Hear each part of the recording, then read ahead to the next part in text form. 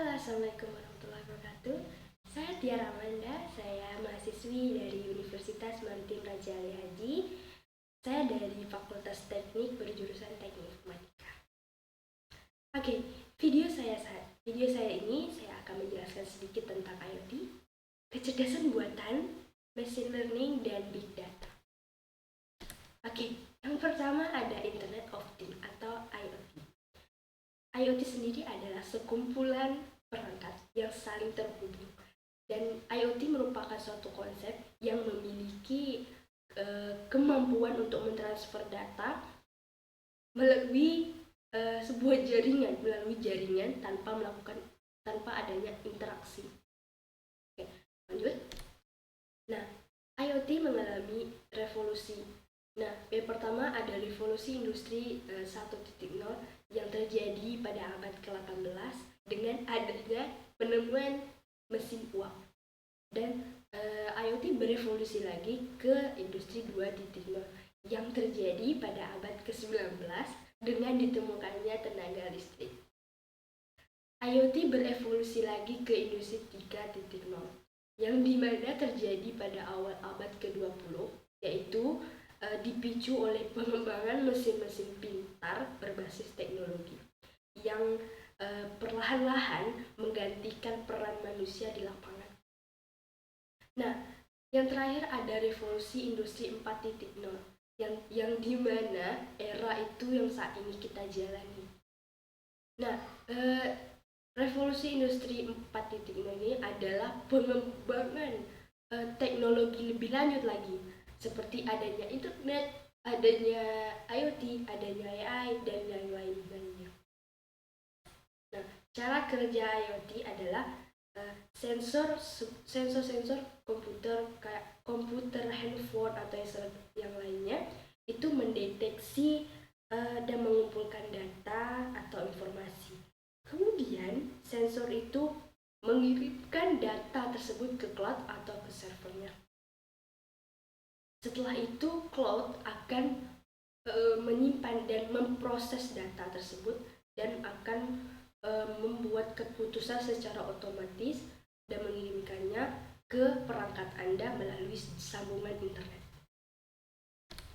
Oke, nah ini salah satu penerapan IoT pada tempat sampah pintar.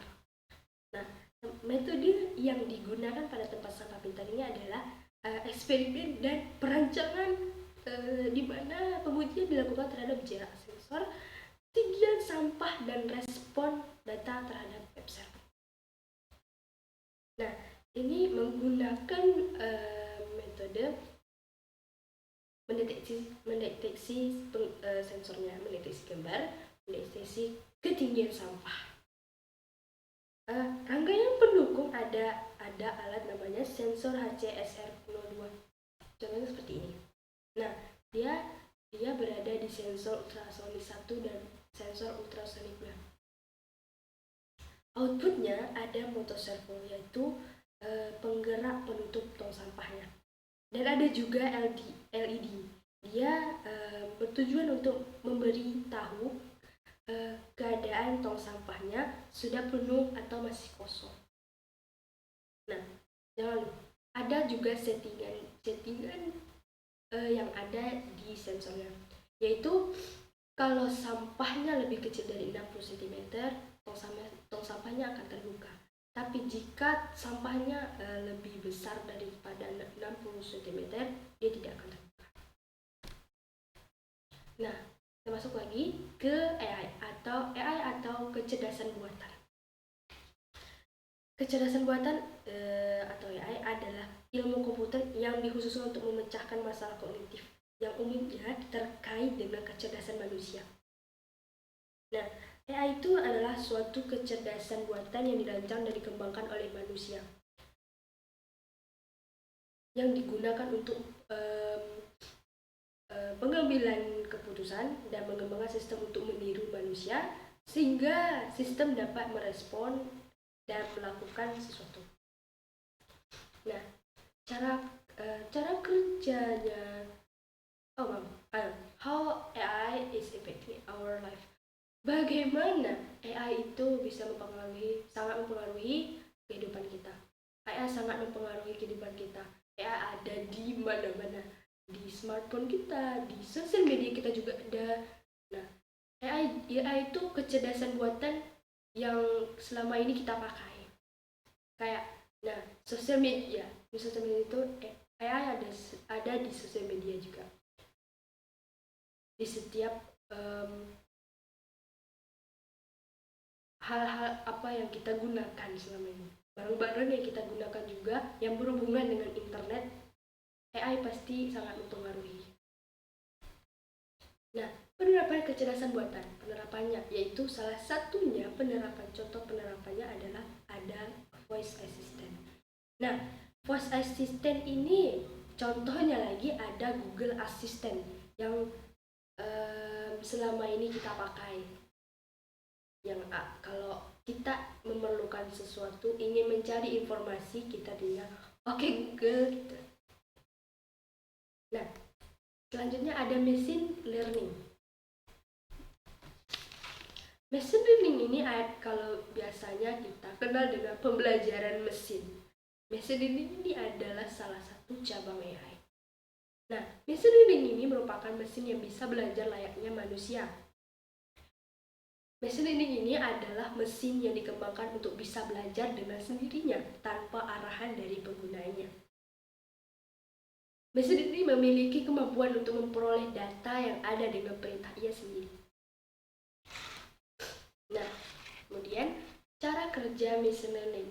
Cara kerja machine learning ini pertama, komputer diberikan data, lalu dipelajari atau di-training sehingga dapat menghasilkan sebuah model. Nah, model inilah yang akan diprediksi untuk menghasilkan output berupa informasi yang sesuai dengan data yang dimaksudkan.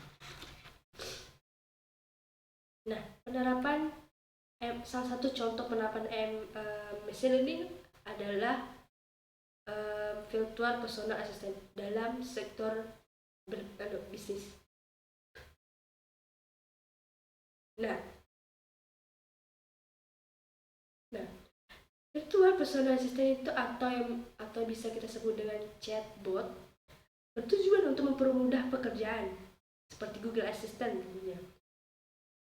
Cara kerja virtual personal assistant itu memahami pertanyaan yang masuk dan kemudian machine learning mempelajari dan memberikan jawaban relevan sesuai dengan input pertanyaan yang masuk. Nah, selanjutnya kita bahas ke big data. Big data adalah kumpulan data besar yang kompleks yang tidak bisa diproses dengan metode tradisional. Nah, bagaimana organisasi pengoptimalan nilai big data? Pertama, terlepas dari lokasi, ukuran, sumber, pemilik, atau pengguna, langkah-langkah ini dapat melaksanakan nilai dari landscape data kompleks organisasi. Yang pertama ada set a big data strategy atau tetapkan strategi data besar. Nah, kita menetapkan strategi data big data tersebut. Selanjutnya ada identitas sumber data besar. Selanjutnya ada lagi mengakses, mengelola data, menyimpan data melalui jalur pipa data otomatis. Kemudian menganalisis data besar. Dan terakhir membuat keputusan berdasarkan data. Nah, dalam kehidupan sehari-hari saya pengalaman pribadi saya sering lupa, bahkan ada rasa kayak males gitu mau matiin lampu.